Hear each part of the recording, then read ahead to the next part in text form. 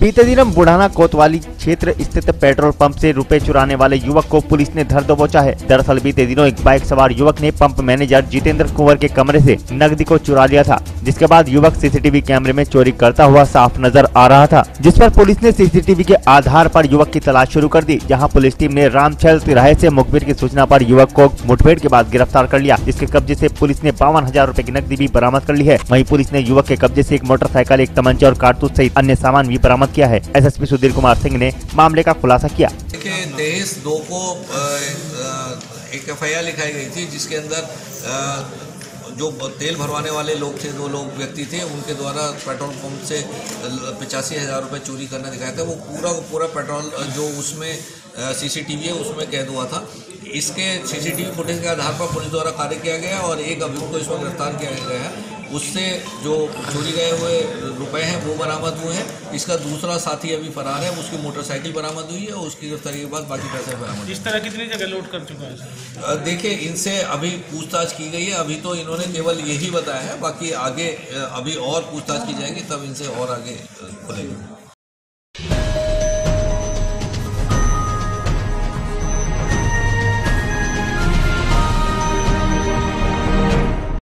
SSP Haridwar जमजे Khanduri के नेतृत्व में चलाए जा रहे शातिर धरपकड़ अभियान के तहत ज्वालापुर पुलिस को बड़ी सफलता मिली है, जहां पुलिस टीम ने बढ़ती वाहन चोरी के वारदातों पर अंकुश लगाने के उद्देश्य से मुखबिर की सूचना पर चेकिंग अभियान चलाया, जिसमें पुलिस ने बीएचईएल की ओर से आ रहे बुलेट बाइक सवार 2 युवकों को रोकने का इशारा किया, जिस पर दोनों युवक भागने का प्रयास करने लगे। जहाँ पुलिस ने दोनों युवकों को में मोटरसाइकिल गिरफ्तार कर लिया, जिसमें दोनों युवकों ने बाइकों को भगत सिंह चौक पर बेचना बताया था, जिस पर पुलिस दोनों युवकों को लेकर भगत सिंह चौक पहुंची और अन्य 2 युवकों को गिरफ्तार कर लिया, जिनके कब्जे से एक अन्य बुलेट मोटरसाइकिल बरामद की गई है। पकड़े गए अभियुक्तों के नाम अनुज पुत्र सतीश, सन्नी पुत्र देवदत्त निवासी शामली और विकास पुत्र लेखराज व अतुल पुत्र वीरेंद्र निवासी गण बिजनौर है, जिन्हें पुलिस ने मुकदमा दर्ज कर जेल भेज दिया है। एसपी सिटी हरिद्वार ममता बोहरा ने मामले का खुलासा किया। कोतवाली ज्वालापुर में क्योंकि पिछले कुछ समय से वाहनों में चोरी हो रही थी, वाहनों की चोरी होती थी। इसमें एसएसपी महोदय के निर्देशानुसार इसमें एक टीम का गठन किया गया था। उसी के तहत आज ज्वालापुर पुलिस के द्वारा इसमें अभियुक्त पकड़े गए हैं, 4 अभियुक्त पकड़े गए हैं,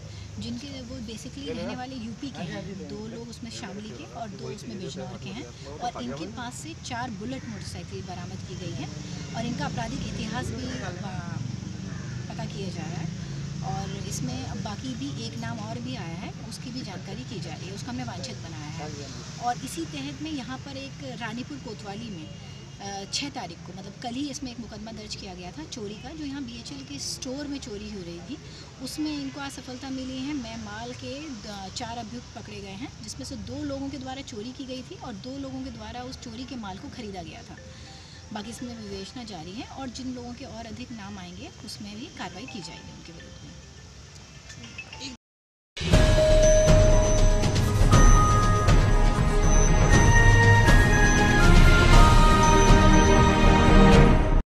एसएसपी हरिद्वार जमजे खंडूरी के नेतृत्व में चलाए जा रहे शातिर धरपकड़ अभियान के तहत थाना रानीपुर पुलिस को बड़ी सफलता मिली है, जहां पुलिस टीम ने बीते दिनों बीएचईएल के नगरीय विद्युत खंड में चोरी की वारदात को अंजाम देकर लाखों रुपए की चोरी का माल बेचने वाले 2 अभियुक्तों रवि व उमेश को गिरफ्तार कर लिया है, जिनके कब्जे से पुलिस टीम ने चोरी किया गया माल बरामद किया। वहीं पुलिस ने दोनों अभियुक्तों की निशानदेही पर मुमताज और नाजिम नाम के 2 कबाड़ियों को भी गिरफ्तार किया है, जिनके कब्जे से भी पुलिस ने चोरी का बहुत सारा माल बरामद किया। एसपी सिटी ममता बोहरा ने मामले का खुलासा करते हुए बताया कि पकड़ गए 4 अभियुक्तों को मुकदमा दर्ज कर जेल भेज दिया गया है। ये कल ही तहरीर प्राप्त हुई थी यहाँ पे बीएचईएल में कि यहाँ पे जो स्टोर है वहाँ पर कुछ इनका स्टोर का सामान चोरी हो रहा है, जिसमें कई एग्जॉस्ट फैन थे और इनके इन्वर्टर, हेलोजन लाइट्स और इस तरह कॉपर वायर, उसकी इन्होंने तहरीरी सूचना दी थी, जिसमें यहाँ पे कोतवाली रानीपुर में मुकदमा दर्ज कराया गया था।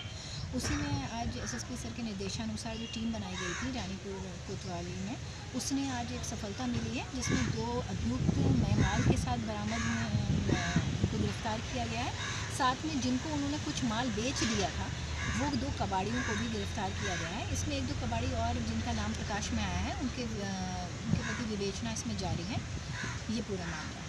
ये मैडम कहाँ के रहने वाले हैं और किस तरह इस काम को अंजाम देते हैं? जानकारी एकत्रित की जा रही है। बेसिकली यहीं के रहने वाले हैं और इनके फादर बताया जा रहा है कि बीएचईएल में वहाँ पे स्टोर वगैरह में काम करते थे, तो उसी को इनको जानकारी थी कि वहाँ सामान रखा है और ये सारी चीज़ें हैं, तो उसी के लिए ये ऐसे कर रहे थे और बीच बीच में इनके द्वारा चोरी की गई। बाकी इनसे विस्तृत पूछताछ की जा रही है, जैसे भी फैक्ट्स आएंगे वो विवेचना में सम्मिलित किए जाएंगे।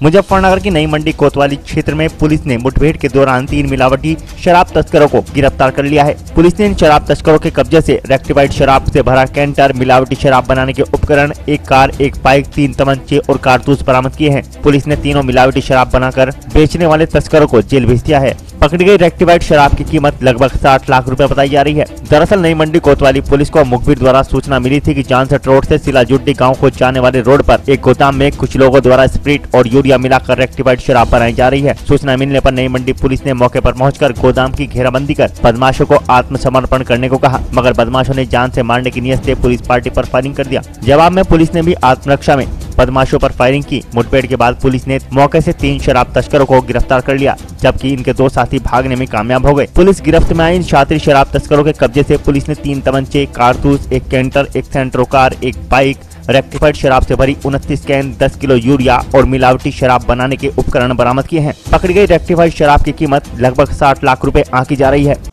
ये थाना मंडी पुलिस टीम द्वारा एक बहुत अच्छा गुड वर्क किया गया है और 25,000 लीटर अवैध रेक्टिफाइड स्प्रिट एक टैंकर में बरामद की गई है और इससे ये कैनों में रेक्टिफाइड स्प्रिट से शराब बनाने का काम करते थे और करीब करीब इससे 5 से 6 लाख लीटर जैसे इनके द्वारा बताया गया है शराब बनती।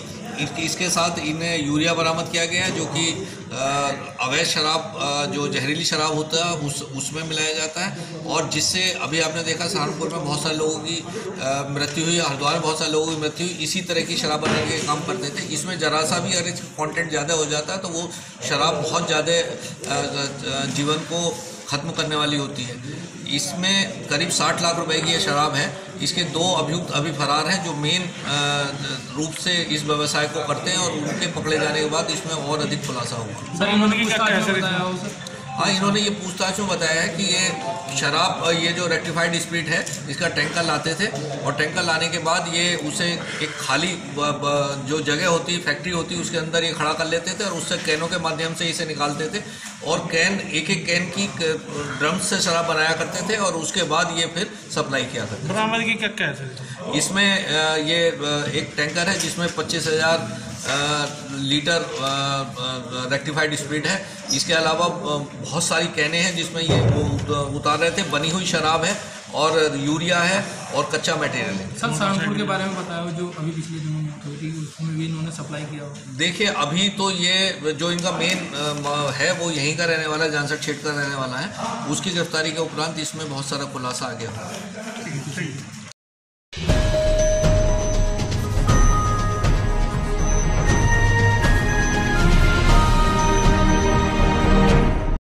बल्लभगढ़ के विधायक मूलचंद शर्मा ने बल्लभगढ़ की सुभाष कॉलोनी में 40 साल से सड़क की समस्या को लेकर जूझ रहे लोगों की आज पुरानी मांग को पूरा कर दिया। खेड़ा देवस सुभाष कॉलोनी से लेकर गुज्जर चौक तक बनाई जाने वाली करीब आधा किलोमीटर लंबी सड़क पर 35 लाख रुपए की लागत आएगी। कॉलोनी में चलती हुई दिखाई दे रही जेसीबी मशीन अब यहाँ के लोगों की समस्या को दूर करने जा रही है। मलबे को उखाड़ कर साफ कर रही है और अब नई सड़क का निर्माण कार्य किया जाएगा, जिसका शुभारंभ विधायकों और पार्षदों ने नारियल फोड़कर किया। सबसे बड़ी बात यह है कि यह सड़क 15 दिन में बनकर तैयार होगी। विधायक ने कहा कि 40 साल से यहाँ के लोग सड़क न बनने से परेशान थे। बारिश में पानी भर जाता था, लेकिन हरियाणा सरकार ने विकास कार्यों की झड़ी लगा दी है। ये सड़क बहुत पुरानी मांग थी और बल्लभगढ़ का खेड़ा देवस से लेकर मुकेश कॉलोनी के रोड को टच करेगी और दोनों कॉलोनियों के मिलान करेगी। मुकेश कॉलोनी का रास्ता है, सुभाष कॉलोनी का जो रास्ता है, जो लोग ट्रैफिक में जाम में रहते थे, और 35 लाख की लागत से सड़क है और 15 दिन बन के तैयार हो जाएगी। 15 दिन तो और ऐसे क्या विकास कार्य है, क्योंकि काफ़ी समस्या रहती थी यहाँ, गंदगी देखी जाती थी, आगे भी मंडी का भी है, तो क्या प्रयास यहाँ हो रहे हैं? बल्लभगढ़ के 40 साल के इतिहास में समस्याओं का भंडार मिला और बल्लभगढ़ में 4 साल में 40 साल के काम हुए और इतने बड़े विकास बल्लभगढ़ के हर क्षेत्र में जाइए, चाहे एजुकेशन क्षेत्र हो, सड़क हो, सीवर हो, नाली हो, पार्क हो, या शहर की 4 दीवारी का मामला हो या फ्लाईओवर की बात हो, कि सबसे ज़्यादा 40 साल में जो काम नहीं हुए शहर में, वो सब काम पूरे होने जा रहे हैं।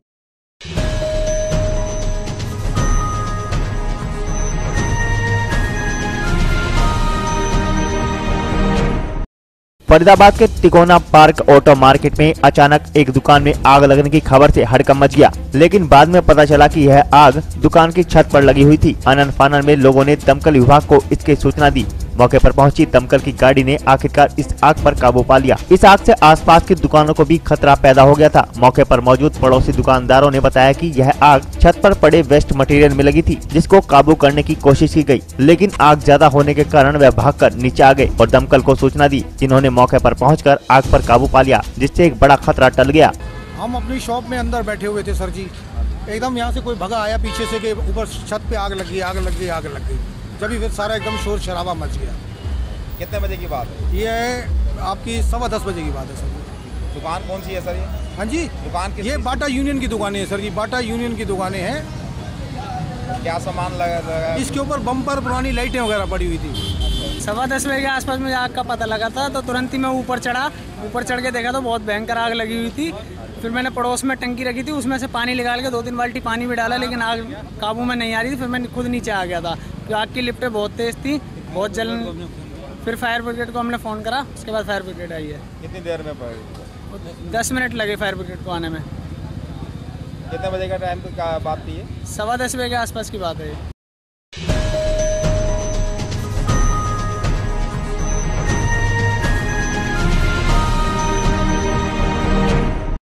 जनपद मेरठ के सदर बाजार थाना क्षेत्र के भूसा मंडी में बुधवार को अतिक्रमण हटाने को लेकर बवाल हो गया था। वहीं दूसरी ओर आज माहौल बिल्कुल सामान्य है और ना कोई किसी प्रकार का तनाव है और ना तनाव जैसी स्थिति है। पुलिस चारों तरफ अलर्ट है हर एक बवाल से निपटने के लिए। वहीं दूसरी ओर झुग्गी झोपड़ियों में रहने वाले लोगों का कहना है कि हम सरकार से उम्मीद करते हैं कि सरकार हमें मुआवजा जरूर देगी। वहीं दूसरी ओर रात में जो लोगों का नुकसान हुआ उसमें अभी भी एक बच्चे के लापता होने की बराबर बात चली आ रही है और 12 से ज्यादा बकरे जलकर राख हो गए। लगभग 150 के आसपास झुग्गी झोपड़ियां जलकर राख हो गई, जिसमें कई जवान बेटियों की शादी का सामान भी रखा था और काफी तादाद में पैसा भी जलकर खाक हो गया। झुग्गी में आग लगने के कारण अभी भी साफ नहीं हो रहा है। चारों तरफ से टीन शेड डालकर बनाई गई मस्जिद में लोगों ने 1 बजे नमाज अदा की और लोगों का अभी भी आना जाना बरकरार लगा हुआ है। पूरे मेरठ जोन की पुलिस मौके पर मौजूद है। नुकसान का कुछ नहीं बताया जा सकता। लगभग 185 झुग्गियों में आग लगी है, उसका अनुमान अभी कुछ नहीं है कितना नुकसान हो। कितनी झुग्गियाँ थी यहाँ सारी? 185 के लगभग हमारी जो है एंट्री में आई हुई है, जिनकी हमने एंट्री कर रखी है।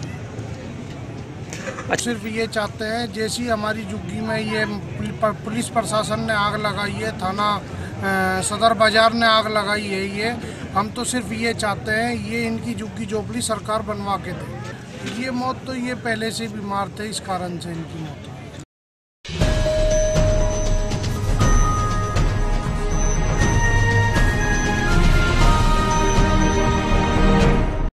बागपत में एक ही साथ जिले के सभी सीएससी अधीक्षकों ने इस्तीफा दिया है, जिसके बाद प्रशासन में हड़कंप मचा हुआ है। इस्तीफा देने के पीछे एक चतुर्थ श्रेणी कर्मचारी द्वारा बड़ौद सीएससी अधीक्षक के साथ दुर्व्यवहार करने और सीएमओ को पूरे मामले में उचित कार्रवाई न करने की वजह बताई गई है। इतना ही नहीं, प्रांतीय चिकित्सक सेवा संघ की बागपत शाखा ने अपने इस विरोध के बारे में पास के जनपदों में तैनात सीएससी अधीक्षकों से संपर्क करने की बात कह रहे हैं। दरअसल बागपत जनपद में 6 सीएससी बड़ौद, बागपत, बिनौली, पिनाला, खेकड़ा व छपरौली हैं, जिन पर तैनात सभी अधीक्षकों ने एक साथ इस्तीफा दे दिया है। अधीक्षकों का आरोप है कि बीते दिनों पूर्व बड़ौद सीएससी अधीक्षक के साथ सीएससी में तैनात एक कर्मचारी युद्धवीर ने मारपीट की थी, जिसकी शिकायत पुलिस में की गई थी और सीएमओ बागपत सुषमा चंद्रा को भी इसकी जानकारी उपलब्ध कराई गई थी। लेकिन डॉक्टरों का आरोप है कि सूचना के बाद भी सीएमओ ने मामले में लापरवाही बरती और कोई कार्रवाई नहीं की, जिससे नाराज सभी सीएससी अधीक्षकों ने प्रांतीय चिकित्सक सेवा संघ के पदाधिकारियों ने मीटिंग की और उसमें इस्तीफा देने का फैसला लिया। इतना ही नहीं, चिकित्सक सेवा संघ ने आगे तक अपना विरोध जारी रखने का ऐलान किया है। इसके लिए आसपास के जिलों के सीएससी अधीक्षकों से संपर्क करने की बात कह रहे हैं। इस्तीफा देने की बात है, ये एक्चुअली जो हमारी 1 तारीख को एक स्वास्थ्य कर्मी के द्वारा हमारे चिकित्सा अधीक्षक सामुदायिक स्वास्थ्य केंद्र बड़ौद के ऊपर जानलेवा हमला किया गया था, उसकी शिकायत मुख्य चिकित्सा अधिकारी बागपत को की गई थी, लिखित में शिकायत की गई थी। उस पर अपेक्षित कार्रवाई न होने के कारण एक क्षोभ का माहौल बना हुआ है वहाँ पे सीएचसी बड़ौद पे, जिस कारण आज जनपद के समस्त चिकित्सा अधीक्षक जो भी बागपत, बड़ौद, खेकड़ा, बिनौली, पिलाना और छपरौली 6 चिकित्सा अधीक्षक हैं, 6 के 6 अपना सामूहिक इस्तीफा मुख्य चिकित्सा अधिकारी बागपत को दे रहे हैं। और अब हम एक सामान्य डॉक्टर की तरह अपने मरीज देखेंगे और सामान्य डॉक्टर की तरह एक मरीजों की सेवा करेंगे। क्या यही ये सीमित रहेगा, ये प्रदेश में और भी डॉक्टरों से बात की जाएगी जैसे आसपास के जिले हैं? नहीं, ये तो एक्चुअली समस्त संघ है हमारा, संघ के माध्यम से सबको अवगत कराया जा रहा है कि ऐसी घटना जनपद बागपत में घटी है। तो उसमें जो भी कार्रवाई केंद्रीय कार्यकारिणी हमारे लखनऊ में जो पदाधिकारी बैठे हैं उनके दिशा निर्देश पे जो भी आगे की घटना होगी उसमें कार्रवाई की जाएगी। हमारे एक स्वास्थ्य पर्यवेक्षक हैं उदयवीर, जो कि निरंतर पिछले 3-4 महीनों से कार्य में रुचि नहीं ले रहे थे, अनावश्यक रूप से पत्राचार कर रहे थे, प्रतिदिन अनावश्यक रूप से मेल भेजना, यदि कोई व्यक्ति उनको कार्य के लिए बताता है तो वो उसके कार्य ना करके बल्कि उन व्यक्तियों को धमकाते थे। इसी के उपलक्ष्य में हमने उनको समझाने के लिए आखिरी बार फिर से बुलवाया 1 तारीख को। उसी के उपरांत उन्होंने गाली गलौज शुरू कर दी और मुझ पे जानलेवा हमला कर दिया। अब इस्तीफे की बात आई है आपकी?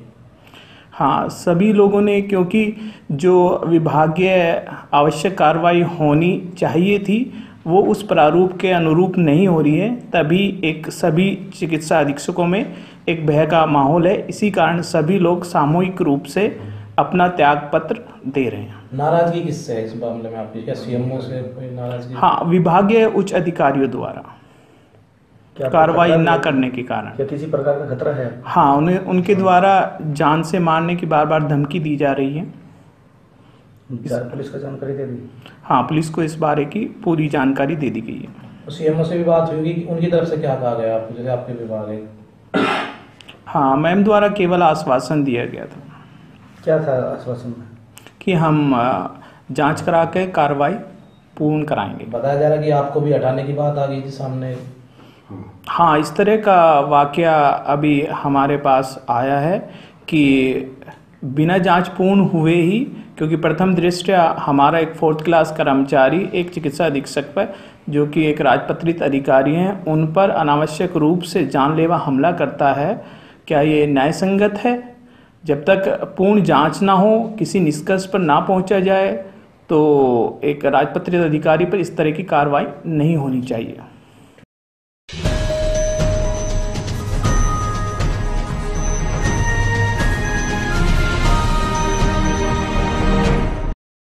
देर रात्रि पुलिस और बदमाशों में आमने सामने की मुठभेड़ हो गई। पुलिस द्वारा की गई जवाबी कार्रवाई में जहां एक बदमाश के पैर में गोली लगने से घायल हो गया, वहीं एक पुलिसकर्मी भी मुठभेड़ में घायल बताया जा रहा है। एक बदमाश अंधेरे का फायदा उठाकर मौके से फरार हो गया। बदमाश को हायर सेंटर रेफर कर दिया गया है। मुठभेड़ में घायल बदमाश पर 8 से ज्यादा लूट, हत्या, डकैती के मुकदमे दर्ज हैं। पुलिस फरार बदमाश की धरपकड़ में जुटी हुई है और बदमाश के आपराधिक इतिहास को खंगालने में लगी है। घटना जनपद शामली के थाना भवन क्षेत्र में रात्रि लगभग 1:30 बजे की है। जनपद शामली में एक बार फिर पुलिस और बदमाशों में मुठभेड़ हुई है। दरअसल मामला जनपद शामली के थाना भवन थाना क्षेत्र का है, जहां थाना भवन मुजफ्फरनगर रोड पर भट्टे के पास 100 डायल बाइक सवार पुलिस कर्मियों ने एक संदिग्ध बाइक को रोकने का इशारा किया तो बाइक पर सवार बदमाशों ने बाइक को तोड़ा लिया, जिसकी सूचना 100 डायल पुलिस ने थाना भवन प्रभारी को दी। मौके पर पहुंची थाना भवन पुलिस ने सामने से आ रही बाइक को घेर लिया। अपने आप को घिरा देख बदमाशों ने पुलिस पर फायर झोंक दिया। पुलिस ने मोर्चा संभालते हुए जवाबी कार्रवाई में फायरिंग की, जिसमें एक बदमाश को मुठभेड़ में घायल कर दिया। बदमाश के पैर में गोली लगी, वहीं एक अन्य बदमाश अंधेरे का फायदा उठाकर मौके से फरार हो गया। जबकि इस मुठभेड़ में राहुल नाम का एक सिपाही घायल बताया जा रहा है। घायल बदमाश व पुलिसकर्मी को पुलिस ने थाना भवन CST में भर्ती करा दिया, जहां से बदमाश को मेरठ के लिए रेफर कर दिया गया। पुलिस पूछताछ में पता चला कि पकड़ा गया बदमाश नवीन पुत्र जगत गाँव नगला मुबारक। पुलिस पूछताछ में पता चला कि पकड़ा गया बदमाश नवीन पुत्र जगत गाँव नगला मुबारक थाना सिखेड़ा मुजफ्फरनगर का निवासी है। उसका एक अन्य साथी अरुण भी बताया जा रहा था। पुलिस ने जानकारी दी है कि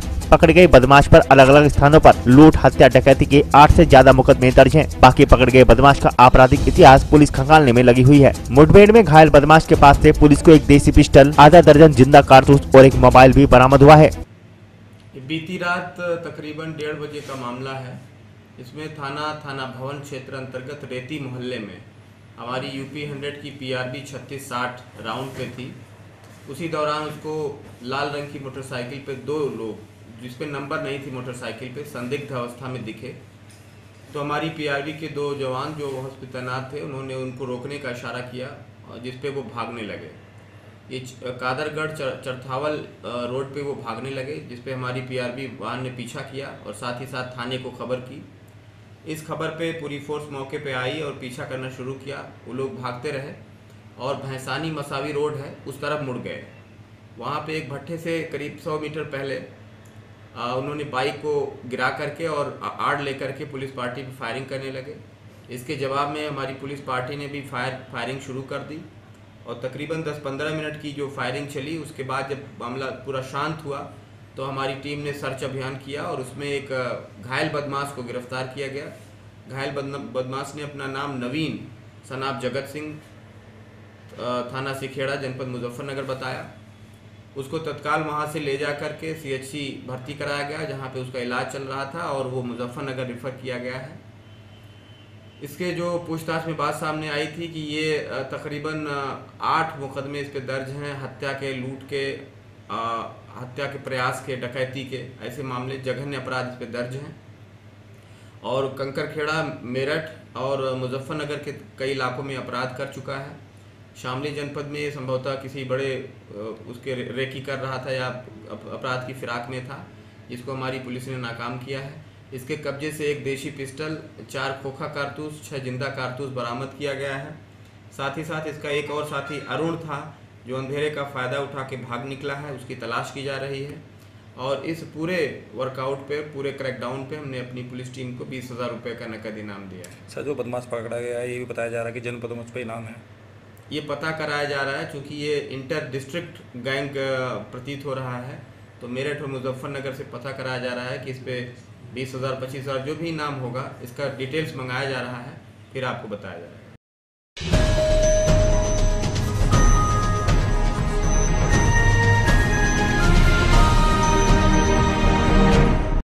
कर्नाटक से बाइक यात्रा लेकर निकली राजलक्ष्मी मंदा बुधवार को सहारनपुर पहुंची। भाजपाइयों ने फूलमाला पहनाकर गर्मजोशी के साथ उनका स्वागत किया। तमिलनाडु निवासी राजलक्ष्मी मंदा 15 दिन पहले अपनी यात्रा की शुरुआत करने वाली एक वर्ल्ड रिकॉर्ड महिला है, जिन्होंने 9 टन ट्रक को खींचकर यह वर्ल्ड रिकॉर्ड बनाया है। अभी तक वह कर्नाटक, गोवा, महाराष्ट्र, गुजरात, मध्य प्रदेश होते हुए उत्तर प्रदेश, हरियाणा, पंजाब तक जाएंगी और उनकी यात्रा का समापन दिल्ली में होगा। राजलक्ष्मी ने बताया कि उनकी बाइक यात्रा में 25 लोगों का दल शामिल है। यह यात्रा 15,000 किलोमीटर की होगी, जिनमें 10 राज्यों का भ्रमण किया जाएगा। प्रथम तो राजलक्ष्मी मंदा जी का सहारनपुर पहुंचने पर बहुत बहुत स्वागत करता हूं। जिस प्रेरणा, जिस इच्छा शक्ति के साथ इन्होंने अपनी मोटरसाइकिल यात्रा हिंदुस्तान में नरेंद्र मोदी जी को पुनः प्रधानमंत्री बनाने के लिए जिस सपने के साथ शुरू की है, और मैं निश्चित तौर से इन्हें बधाई भी देता हूं, इनका धन्यवाद भी करता हूं कि उस मजबूत इच्छा शक्ति के व्यक्ति नरेंद्र मोदी को दोबारा प्रधानमंत्री बनाने के लिए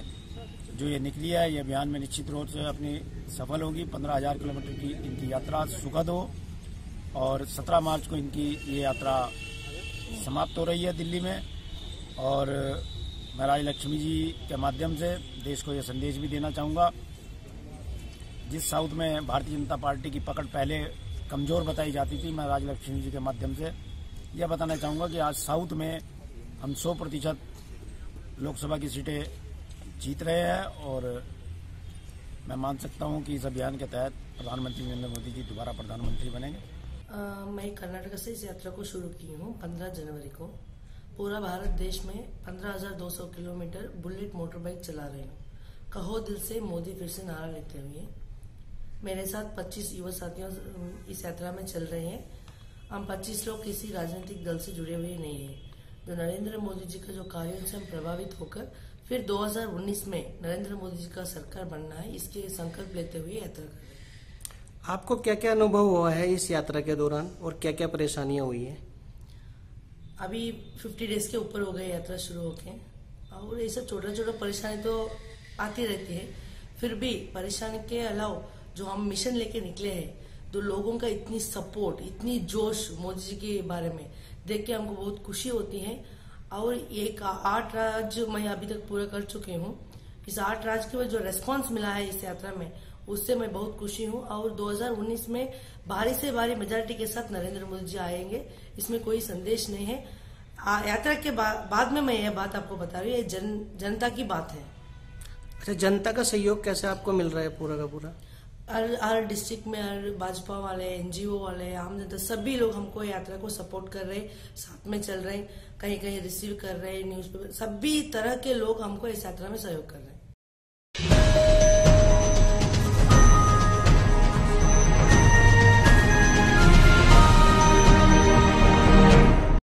सहारनपुर के ब्लॉक गंगो में सस्ता व सुलभ खाद्य व हेल्थ प्रोडक्ट मुहैया कराने की मंशा से भारत की उभरती डायरेक्ट सेलिंग की कंपनी बीबीएम का ब्रांच ऑफिस की ओपनिंग से क्षेत्र में हजारों युवाओं को रोजगार मिलेगा तथा लोगों को मिलावटी सामान इस्तेमाल नहीं करना पड़ेगा। बीबीएम कंपनी के ओनर तथा डायरेक्ट सेलिंग मामलों में जानकार मनोज भारद्वाज ने गंगो में ब्रांच ऑफिस की ओपनिंग करते हुए कहा कि इस क्षेत्र के लोगों को बाजार के भाव से सस्ता तथा शुद्धता की गारंटी युक्त health, personal care, health food, oral तथा एग्रीकल्चर के क्षेत्र में बेहतर प्रोडक्टों का मिलना आसान हो गया है। भारत सरकार की मंशा के अनुरूप युवाओं को स्वरोजगार मुहैया कराने में एकमात्र बीबीएम कंपनी उद्देश्यों को पूरा करने में लगी है। उन्होंने कहा कि लोगों को असाध्य बीमारियों से बचने के लिए आयुर्वेदिक प्रोडक्टों के इस्तेमाल पर ध्यान देना होगा। आज जो हमारा ये बीबीएम ऑफिस गंगो के अंदर ओपन हुआ है, इसके मूलभूत दो उद्देश्य हैं जो कहीं ना कहीं भारत सरकार से भी रिलेट करते हैं। आज के टाइम में हिंदुस्तान के अंदर सबसे ज्यादा जो प्रॉब्लम्स हैं, जो दिक्कतें हैं, वो दो दिक्कतें हैं, एक तो बीमारी की और दूसरी गरीबी की। हमारा जो सिस्टम है आदर्श नवोगाम प्राइवेट लिमिटेड साहिबाबाद गाजियाबाद से, ये सिस्टम आप लोगों के लिए दो मूलभूत उद्देश्यों पे काम करता है, पूरे हिंदुस्तान वासियों के लिए। पहला मूलभूत उद्देश्य आप लोगों का स्वास्थ्य बेहतर हो और दूसरा मूलभूत उद्देश्य आप लोगों का आय का स्रोत बेहतर हो। तो बीबीएम बिजनेस आपको इस तरह के न्यूट्रिएंट सप्लीमेंट्स मुहैया कराता है जिन्हें अगर आप अपनी जिंदगी में सुचारू रूप से लेना शुरू करें अपने भोजन के साथ साथ, ये कोई दवाई नहीं है, ये न्यूट्रिएंट सप्लीमेंट है और इंसान के जीवन में जितनी भी बीमारियां हैं, शरीर में जितनी भी बीमारियां और जितनी भी दिक्कतें हैं, वो तमाम दिक्कतें न्यूट्रिशन आपके मिनरल्स की कमी की वजह से होती है। क्योंकि हमारा जो शरीर चलता है वो खाने से नहीं चलता है, वो चलता है पोषक तत्वों से, और पोषक तत्व मिलते हैं भोजन से, और भोजन के अंदर आज के टाइम में पोषक तत्व नील के बराबर हैं। तो बीबीएम बिजनेस के जितने भी न्यूट्रिएंट सप्लीमेंट्स हैं, अगर आप इन न्यूट्रिएंट सप्लीमेंट्स को अपने जीवन में उतारते हैं तो आपका जीवन निरोगा हो जाएगा। 99.9% नहीं, 100%।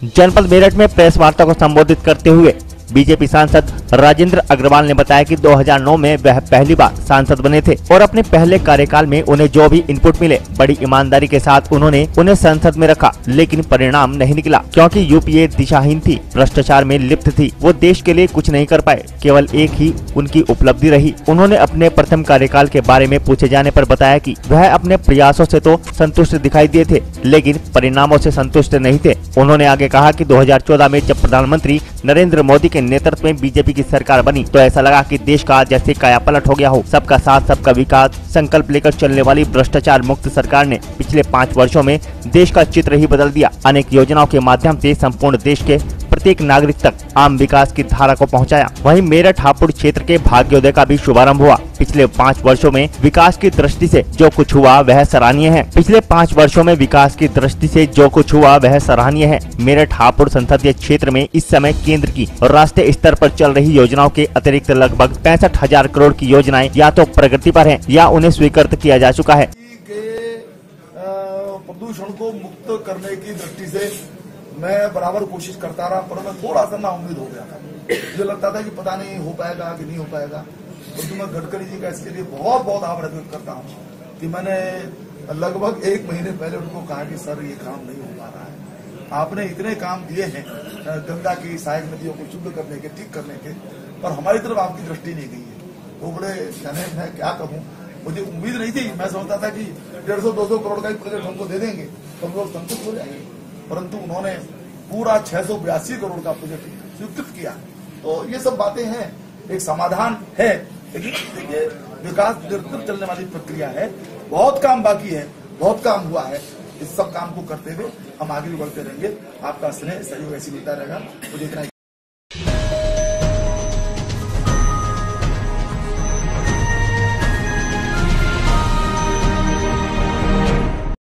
बागपत में अपराध पर अंकुश लगाने के लिए एसपी बागपत द्वारा ई चालान ऐप का शुभारंभ किया गया है, जिससे यातायात पुलिस को काफी सहायता मिलेगी। एसपी बागपत ने डेमोन्स्ट्रेशन कराया और साथ ही पुलिस कर्मियों को दिशा निर्देश भी दिए। ऐप के बारे में विस्तृत रूप से जानकारी देते हुए एसपी बागपत ने बताया कि इस ऐप के माध्यम से वाहन का चालान करने में सुविधा होगी और वाहन चालकों या वाहन स्वामी को भी इस ऐप के माध्यम से लाभ मिल सकेगा। साथ ही एसपी बागपत ने बताया कि इस ऐप के माध्यम से ई चालान द्वारा अपराध पर अंकुश लग सकेगा। उन्होंने कहा कि ई चालान ऐप के माध्यम से वाहनों के काटे जाने वाले चालानों में पारदर्शिता भी आएगी और लूट चोरी की गाड़ियां पकड़ी जाएंगी और अपराध नियंत्रण में सफलता मिलेगी। ई चालान ऐप के शुभारंभ के अवसर पर SP Shailesh Kumar Pandey, ASP Rajesh Srivastava, CO Dilip Singh, ARTO Subhash Rajput, कोतवाली प्रभारी शिव प्रकाश आदि सहित बागपत तमाम पुलिसकर्मी मौजूद रहे। आज जनपद बागपत में ई चालान सुविधा की शुरुआत की गई है। इसमें 3 महत्वपूर्ण बिंदुओं पे काफ़ी सहूलियत मिलेगी। सबसे पहले तो ये पूरे चालान के सिस्टम को पारदर्शी बनाएगा। दूसरा, ये पुलिसकर्मी और साथ साथ जो वाहन चालक और वाहन स्वामी हैं उनके लिए भी पूरी तरह से ये सुगम होगा। और तीसरा, इससे अपराध नियंत्रण में, जिसमें चोरी की, लूट की गाड़ियाँ पकड़ी जाएंगी और अपराध नियंत्रण में भी इसमें हमें सुविधा होगी।